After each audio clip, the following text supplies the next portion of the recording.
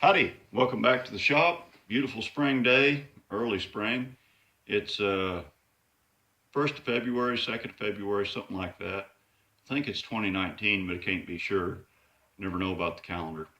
Anyway, fixing to build or do a little repair job on a Chinese communist vise that I had bought several years ago. And I managed to finally break it.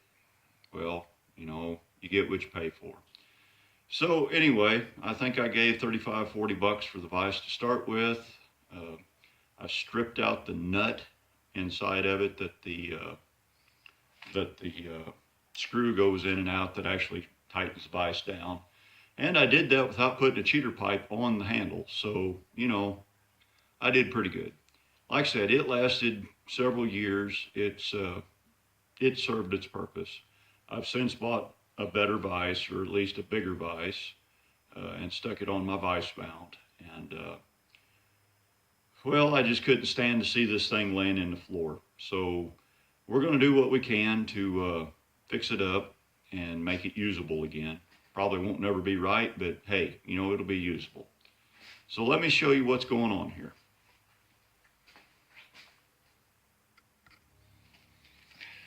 So here's the old screw out of the vise. I've looked and measured with my cowlickers here. This is, looks like 15 millimeter or 14 millimeter, I can't remember now. But it's communist size. Oh, let's go to Mickey Mouse. Yeah, 14.95 Mickey Mouses. So 15 Mickey Mouse size.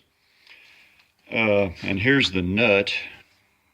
I can't really hold that just right to where you can see down in there, but it ripped about 90% of the threads out of it. That's just the picture of some threads that's left in there. And it also busted up in through here. And somehow I managed to bend the screw. You can see a little bend down in here. So anyway, I suppose I know I could straighten that screw out good enough to use. And I could fill that up with braze and re-drill it and tap it with a metric, I don't know, they don't call them Acme threads in communist territory, but I could drill it with a metric or tap it with a metric tap. Well, finding something like that here, you might as well be looking for kosher pork chops, because you're not going to find that here. So what I've done, I took my cowlickers here, zero them out, put them back in American, and I measured the hole, and it's nearly a little bit bigger than 5/8. So I went down to the feed store this morning. I got me a piece of 5/8 all thread and some coupling nuts, and we're just going to build this piece out of coupling nuts and a chunk of 3/4 inch square stock. So let me kind of go through how I got to where we're at with measurements here.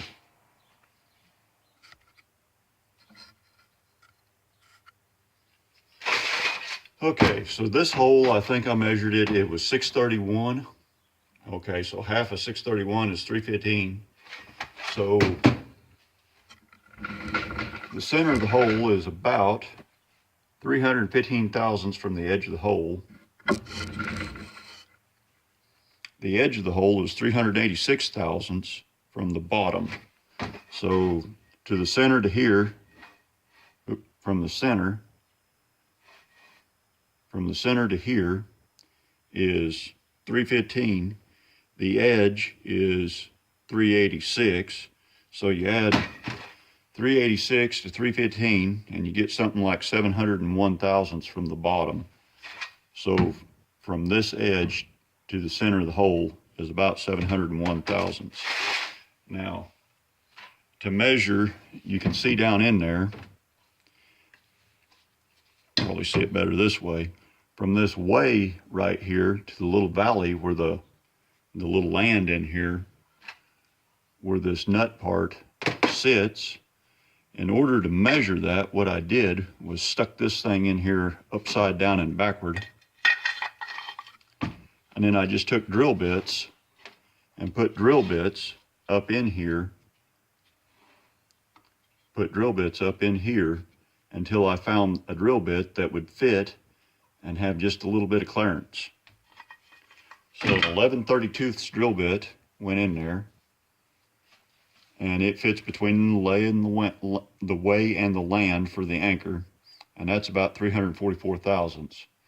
So if you add all that up together, you get about 1.045 to the center of the hole. So one of these coupling nuts like this, I measured it, it's 804 across the flat, half that's 402. So if you subtract 1.045 or subtract 402 from 1.045, you get about 643 thousandths.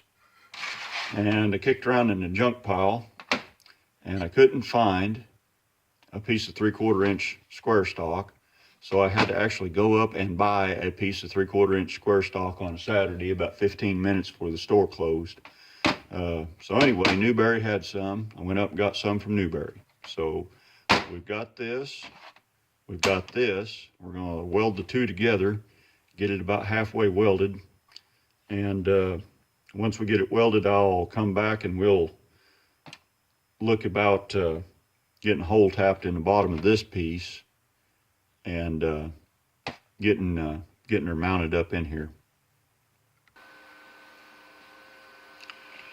So I've got my little piece cut here, and this is kind of how I'm going to hold it while I'm trying to weldulate on it.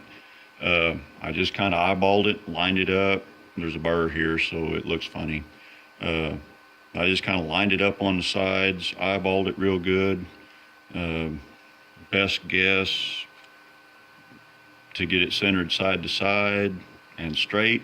Hey, if it's off a little bit, yeah, I think it'll be okay. It's not like this is a rocket ship to the moon. We're not on an interplanetary space exploration mission here. We're fixing an old vise.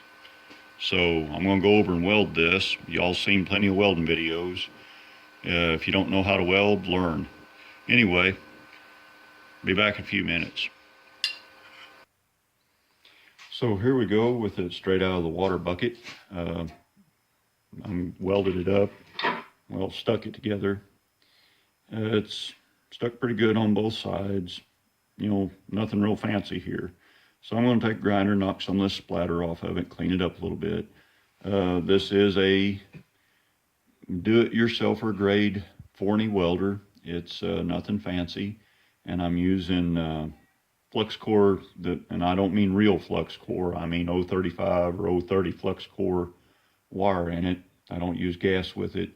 I'm going to leave this machine set up probably this way for a while more. I bought this machine to fix radiator core supports and generators out in the field. There's a few of a certain particular model of generator that the radiator core support and fan support, all that stuff, it just stress cracks and falls apart. And it's a nightmare to take those apart in the field and bring that core support in and either fix it or order a new one and replace it. So anyway, I bought this welding machine to do that with, and that's why I still use flux core in it. That, and I'm too cheap to buy another bottle and regulator setup. So I'll be back in a minute.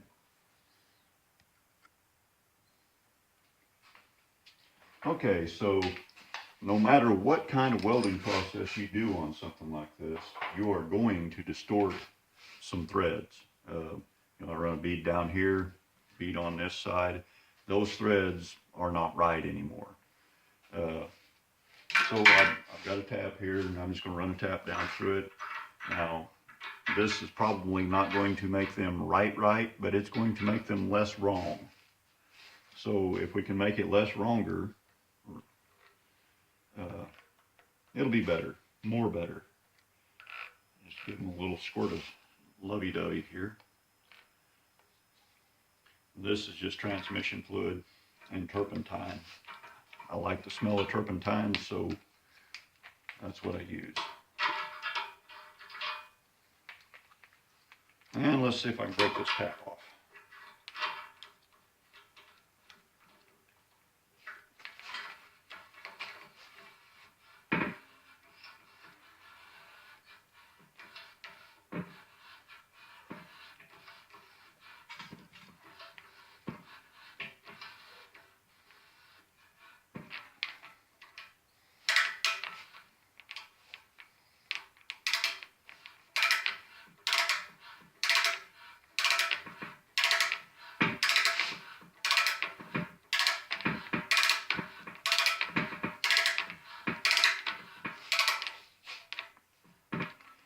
And in case any of you don't recognize this tool that I'm using here for my tap wrench, this is just an antique variable speed reversible cordless drill.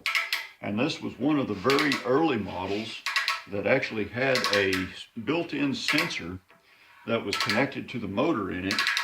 And anytime you were drilling with one of these drills, if you broke through and let's say ran the drill bit into your leg or into your foot, well, the motor would automatically stop on this drill machine and usually back up or at least remove the bit from the flesh. So, you know, all those fancy saws that they got out now with the, I guess they call them a flesh sensing or meat sensing motor on them. This is the first one. I mean, these drills like this, there were a lot of old saws that had a built-in flesh sensing device to where it shut the motor off. The motor just shut itself right off as soon as there was contact with flesh.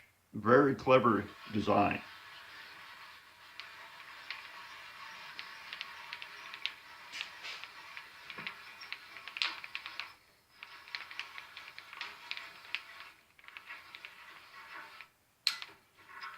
There we go. We've got a clean hole now.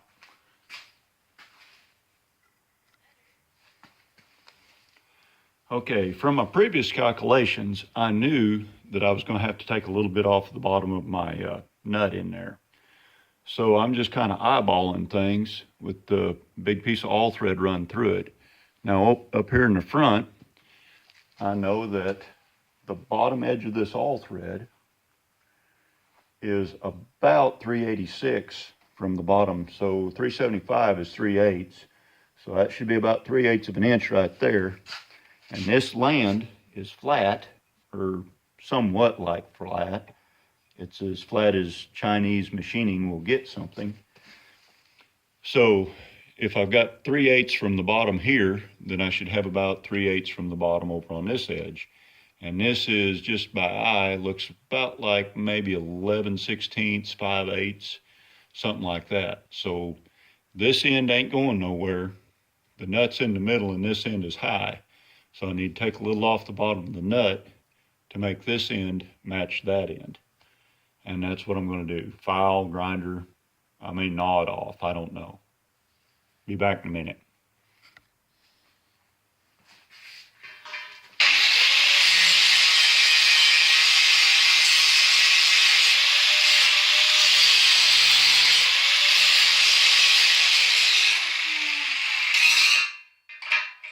Hey, that was loud. Okay, I've been grinding on this rascal for, 5-10 minutes or so, and I've gotten it pretty close. It's within probably 7 or 8 RCH. I don't know what the metric equivalent of that is. But here's how I'm gonna gauge, for lack of a better word, gauge this. I've got a 25/64 drill bit and a 13/32 drill bit out of my $30 drill index set. Okay, that one goes. Boy, this is hard to do in front of a camera. And that one don't go. Okay, over here on this end.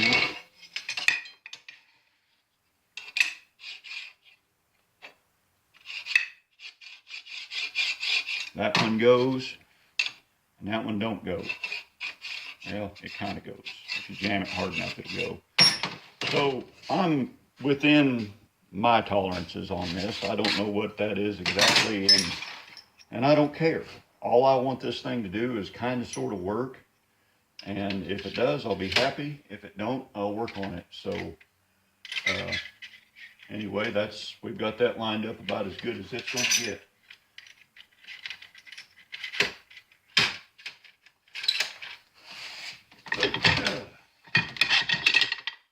So this thing has been, you can see I've ground down quite a bit of it.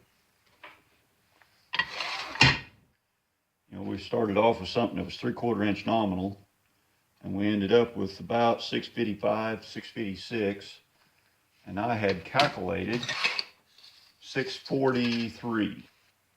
Well, I'm pretty close. 656 to 643 would be 10 thousandths. I'm sorry.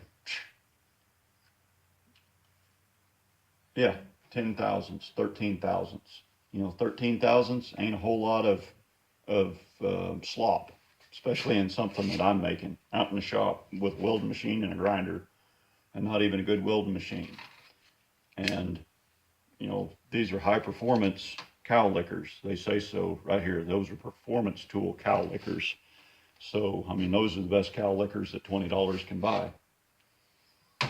So, be back in a minute.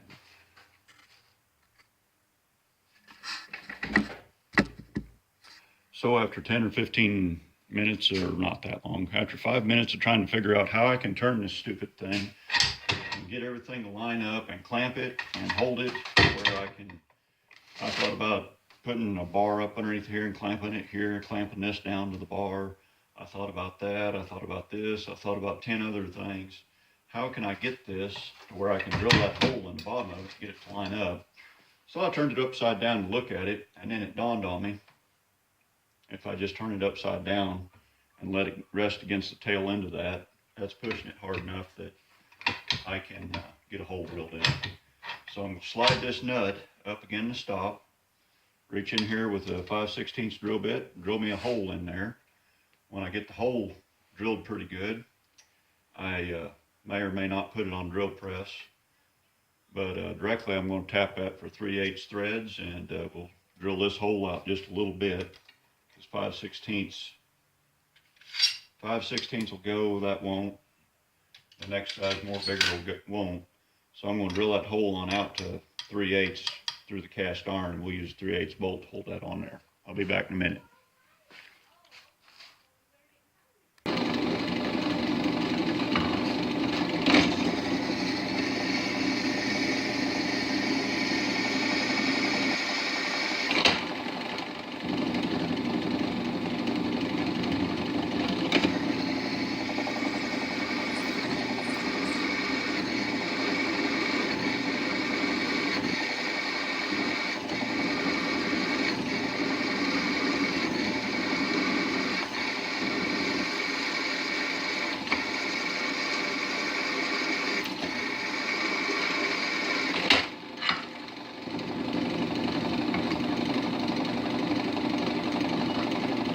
Probably fixing to get a little, maybe some exciting when that breaks through that one piece and into the next.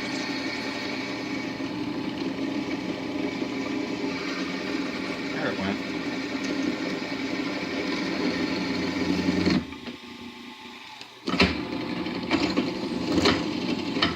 I looked last night on that motor. That's supposed to be a 1/3 horsepower motor. Well, I don't know about that. Maybe them Chinese horses is smaller than our horses. That sure ain't no 1/3 horsepower motor.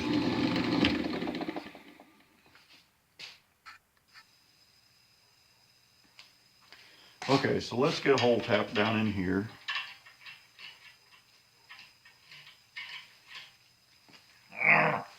Just kidding, I already tapped the hole, I'm just chasing it. I get this one cleaned up real good, and then I'll run my 5/8 tap back down through there. Okay, so here we're kind of mocked up. We've got our nut bolted up inside of there. It actually fit, everything almost lined up, looked pretty good. I think what I'm going to do, rather than knock together a handle to put on the end of this, which wouldn't be a hard thing to do, I mean, a piece of 1/2 inch Schedule 80 pipe about that long with a bar run down through it, upset the ends of the bar, hey, that'd be great. But I think what I'll do is just run me a roll pin through this nut, lock that nut down to the all thread, jam this nut up again that nut, so, and maybe probably put a washer in between here, and then just roll pin this nut down as well. I think that'd just make it easier to get it together, and because I'm sure I'll have to do this again. I mean, this all thread and that nut is not going to last forever. Probably won't last very good at all. But for what I'm going to use this for, it'll be great. No place where I will ever use this will I be more than about 5 steps away from a 15/16 wrench. So, or a 15/16 socket. And, you know, it's not going to be a big deal. So, like I said, I'll just put me a nut on here, or a washer in here, jam this nut here up again that nut there, roll pin that one down, roll pin that one down, and then cut this off to length, take the bitey spot off of it, and hey, I think we'll have us a project. So there we go. I've got her about put back together, get these swivel locks put back in there.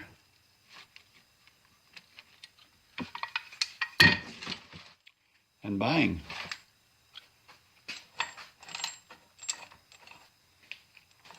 Is it perfect? Nope. Will it work? Yep, till it breaks again. So anyway, you know what? I think it'll work. It'll certainly work for what I've got in mind. It's probably working better now than it did the day I bought it. But, oh well. Like I said, it's going to do what I need it to do. And I'll get a little more use out of it. For nothing else, then I may just make a mount to put it in a receiver hitch for my truck, throw it on the back or throw it in my service truck, and that way I'll have a vise that I won't be able to find in my service truck. But I'll know it's there somewhere.